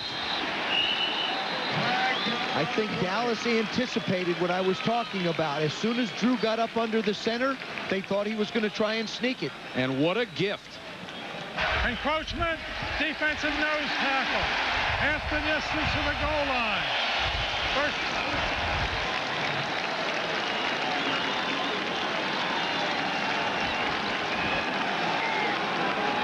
They'll mark it inside the 4, 1st and goal. The Cowboys, 5 penalties, 29 yards. Emmett can't do much right now. He's got to hope the defense can hold to at least a field goal. He's got Ben Coates back on the field, and I don't think he's there to block, Paul. Well, that's the only thing. Well, he was in one pass pattern. They threw it to Brisby. And other than that, all the other plays is a double tight end. He's been blocking. Terry Allen. Got a good block.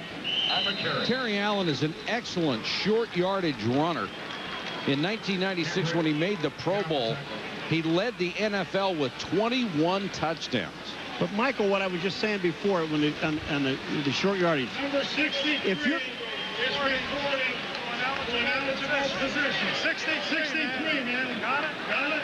All right, but I'm just saying, if you're going to run the football, run it where your guards and your center are, where your power is, and go right up the middle. Take the straight line. This defense is too fast. I think they're too strong up the middle. Allen. Touchdown. Excuse me. Like I said, running up the middle. That's why we're broadcasters and they're coaches. They did run it. What a nice job by the guys in the middle. Good job. We talked about Irwin, Rucci, and Woody, the center and 2 guards. Everybody does a terrific job. And then you get Zephyrus Moss coming down on Alonzo Spellman to create the hole. Heath Irwin was the guard who came through the hole. He didn't have anybody to hit. The first touchdown allowed by the Dallas defense in over 7.5 quarters. Remember, they shut out Miami on Thanksgiving Day. A huge drive for the New England Patriots, and they take a 13-3 lead. Only 6:39 left. Terry Allen with the big score.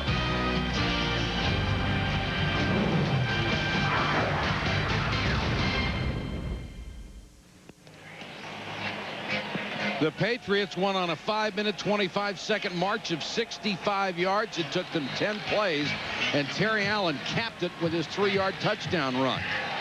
Since his last interception, Drew Bledsoe has come alive. He's hit 7 out of the last 9 for 86 yards. Should have been 8 of his last 9. That's right.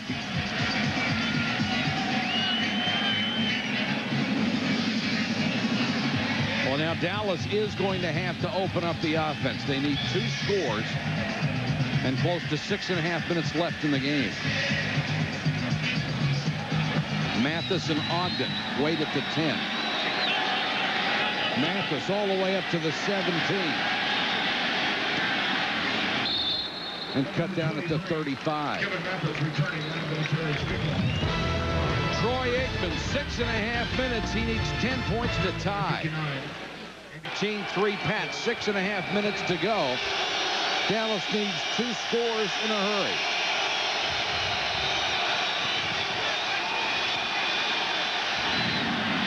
Aikman throws incomplete, intended for the Rocket at the Patriot 49. The Rocket is a guy they have to try and get the ball to. I really think you have to get Ogden and Tucker involved. I mean, you take a look. He's the first player in team history to catch 3 passes for touchdowns over 60 yards. But tonight, the Cowboys have only hit 2 passes more than 10 yards in the entire game. And you think of the receivers Dallas has had. Bob Hayes, Michael Irvin. And the quarterback, Roger Staubach. Pressure up the middle. Aikman steps away and throws. McGarity makes the catch and gets out of bounds at midfield. Gain of 15. Michael put on injured reserve this week after that neck injury in Philadelphia, and certainly the extension of his career in jeopardy right now. I hope he gets a chance to come back. I do really too. do.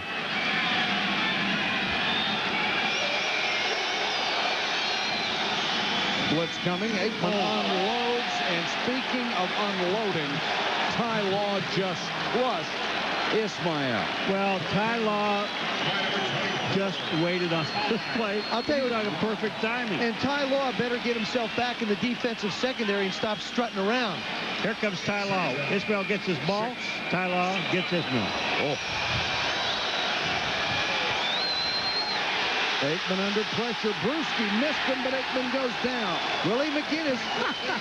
A little help from your friend. Well, Willie McGinnis just snatches him out of the air. With one hand, Willie McGinnis grabs Troy Aikman and just... Troy thought he was going to run up the middle with the ball, and Willie McGinnis just snatches him. The rush is on. Watch Willie McGinnis. Here's number 55. Now watch what happens. Right here. He reaches around, one hand.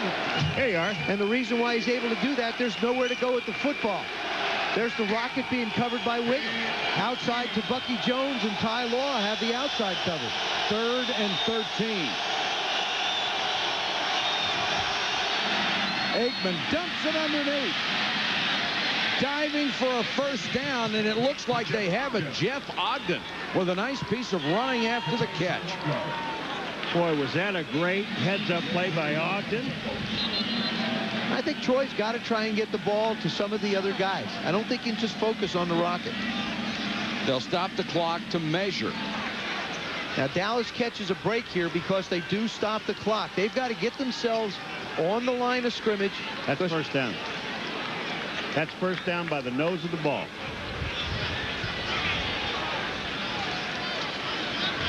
Troy does a nice job of stepping up. Now, watch Ogden. He knows where the first down is. He dives forward to try and pick it up. You know, Troy Aikman, and it is a first down, Troy Aikman has not been able to use all of his skills this year. With Irvin being out, Ismael in the first year in the system, and so many other young receivers, he's really been limited. Well, you know, for so many years they tried to find the complement to Michael. All of a sudden Michael's gone. Rocket comes on. Now they're trying to find the complement to Rocket. It's always been a work in progress.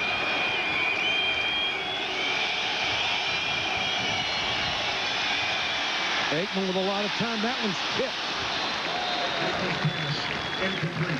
Brewski with pressure from the outside.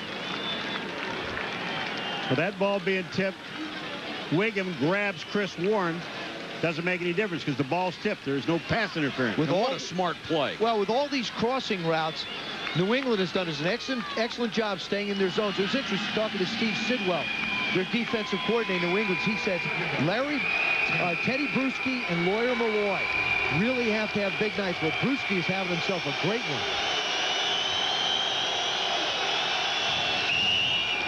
Movement up front. They'll whistle a play dead.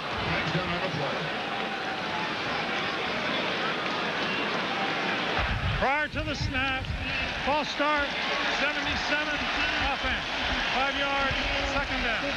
That's the rookie Solomon Page. That'll cost him 5. But at this point of the game, it's not a bad penalty for Chan Gailey's offense. They're going to throw anyway.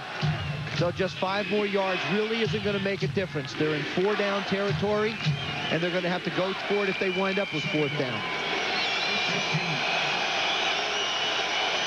Dallas needs at least a field goal out of this drive. They need 2 scores overall. Aikman with the slam and getting away is Tucker. Nice move by Jason Tucker, the first-year man out of TCU. It's a gain of 22 yards. Exactly what you're talking about, Joe. Go someplace else. And what he did that time, Tucker, as soon as Tucker got the ball, he made a quick move back to the outside, and he was gone. Here's Aikman, and not looking at Ismael. He's looking back on this side of Tucker. Look at Tucker's open. He makes a great move on Ty Law. Downfield, out of bounds. Tucker played this summer for the Rhine Fire in the World League. Another blitz coming. Aikman hit as he throws. This ball's torn loose, but the Cowboys recover. Lawyer Malloy took it away from the Rocket, and now they're going to say incomplete. Now, Chan Gailey has 2 timeouts left. The question is, does he want to take the time to have it looked at, or is he just going to ignore it? Watch it. The Rocket inside receiver starts across, goes up. Does he have possession? No. Nope.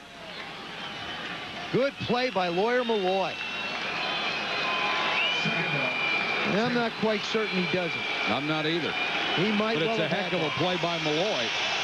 And once the ball is snapped, it won't be reviewed. Blitz coming. Draw play. Warren. Teddy Bruschi got an ankle. Wasted play. It's a wasted play, really. They're bringing pressure. By bringing the pressure, you wind up with somebody being responsible for the running back. He's the guy that's going to wind up making the play. The Cowboys go into a huddle. They've got to run. They're running out of time. Yeah, you run a running play, and the clock doesn't stop, and then you go into a huddle.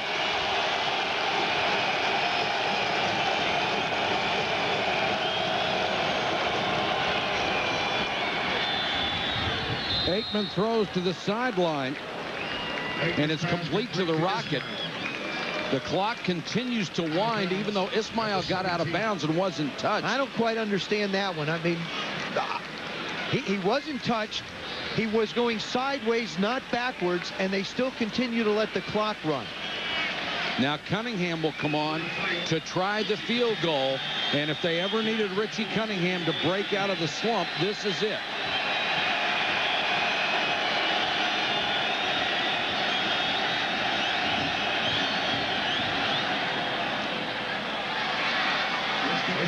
And Cunningham knocks it through to cut it to a touchdown.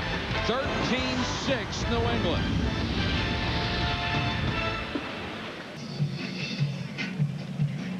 Patriots on top 13-6, 2:50 left in the ball game. They have cut the lead down to 7 points. You try an onside kick here, or do you kick it away? They have 2 timeouts left. Well, you have the wind at your back so you can put them down, and all the blockers are up front. I'd kick this thing away.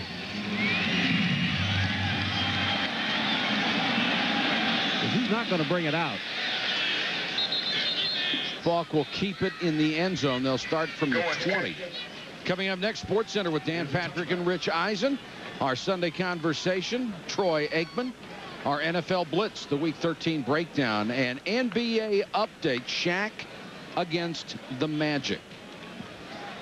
On that last drive by the Cowboys, watch this. The Rocket catches the ball. He's not going backwards. He hasn't been touched, and the official just flat blows the call. The clock should have been stopped there and really would have saved the Cowboys another 40 seconds, roughly. Now, the Rocket did a smart thing. The official made a bad call. New England would love to grind out a couple of first downs. Dallas will use the timeout to stop the clock as Terry Allen carries for 3. That is their second. ESPN Sunday Night Football is brought to you by Lee Dungarees. Can't bust them. By GMC. Do one thing, do it well. By EA Sports. If it's in the game, it's in the game. And by Cisco Systems, empowering the internet generation. You know what this is doing? This is setting up. Here, they can take one more timeout and then the 2 minutes.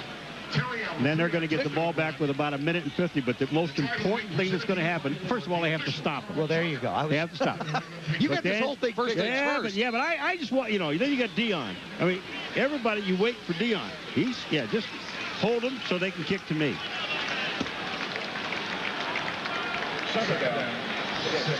Second and 6. Terry Allen.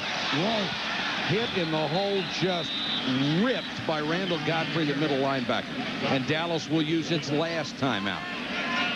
From a New England standpoint, I think you try and call a play to get the first down. You call it in the passing game.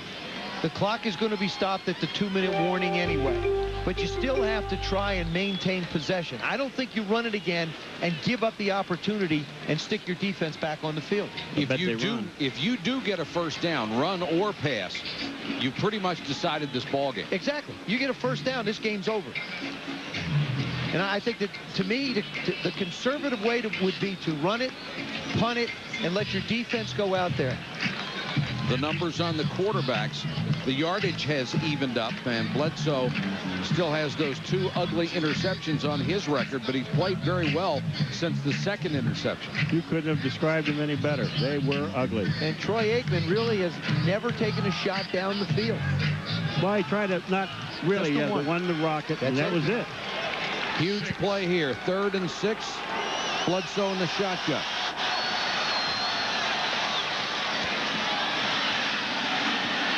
Steps up, he's in trouble, got away. Bledsoe dives for the first down. He's right at the 30. What an effort by Drew Bledsoe. All he had to do was hit the line. If that ball is on the line, it's first down, and it's over. Holy cow, what a play by the quarterback. What a quarterback draw? I don't think so. No. Just kidding. Don't look at me that way. Look at Bledsoe. Here comes the press, but he makes his mind up. Can't hold on to him. Again, he dives. Greg Ellis couldn't quite get him down. There you go.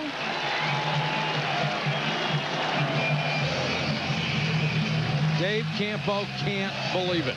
Bledsoe beats them with his feet. Well, let me just say this. If this game finishes up with this score, the Giants, excuse me, the Cowboys are still in pretty good shape as an opportunity to make the playoffs in the division. If New England was to lose, it was all over. We said at the beginning of the telecast, it seemed like a much more critical game for the Patriots, especially coming off that 3-game losing streak. And they have stood tall in the second half. Something new every week, guys. This is going to be a challenge. We got some games to go. Here's our situation with 2 minutes to go. The Cowboys do not have any more timeouts. The Patriots need to take a knee 3 times, and it's over. Bledsoe a little dangerous there. He did not want to go to a knee until he had to. Let's check in with Solomon Wilcots. Yeah, guys, it looked like a win tonight for the Patriots, but owner Robert Kraft will need one tomorrow night. The Patriots, they're already in the midst of putting the final touches on an agreement to privately build their own $300 million stadium. But there is one major sticking point. Before the deal can be finalized, 2/3 of the citizens here in Foxboro must first vote for the construction of an access road that will be used to alleviate the tremendous traffic problems which currently exist. Now, the vote will be taken tomorrow at a very important town meeting. And, Mike, if the measure fails to receive 2/3 of the vote, then the proposal goes back on the table for 2 years. It's then no new stadium, and it goes back to square one for Bob Kraft and the New England Patriots. Solomon, they have lobbied very hard for this over the last few months. There are 10,000 voters in Foxboro. They expect 3,000 at that town meeting tomorrow night, and they are very hopeful that that is going to pass. New England, what a huge night for them. So much criticism of this ball club. They break out of this 3-game skid. They will go to 7-5. Dallas drops to 6-6. But they're going to have to play better football if they want to win the remaining football games. They've got Indianapolis next week. They are not going to go out and be able to run the ball 36 times and just throw 26 passes and try and beat that Indianapolis Colts football team. Yeah, but the one thing tonight did is they got them over that hurdle. They 3 losses in a row, you know, and you come in and you win. It's huge. I don't care how much you win by. It is huge. And Darren Woodson in the backfield pushing and shoving. New England does not have to snap the ball again. And Pete Carroll finally with a chance to smile. Chan Gailey will have to go back to Texas to right the ship as he falls into a second-place tie in the NFC East. Arizona and the Giants also at 6-6. Our final score, the Patriots 13, the Cowboys 6. Coming up next, Sports Center, Dan Patrick and Rich Eisen. All the latest news, scores, and highlights. For Joe Theismann, Paul MaGuire, Solomon Wilcots, and our entire ESPN crew, this is Mike Patrick. Thanks for watching, everybody. Good night from Foxboro.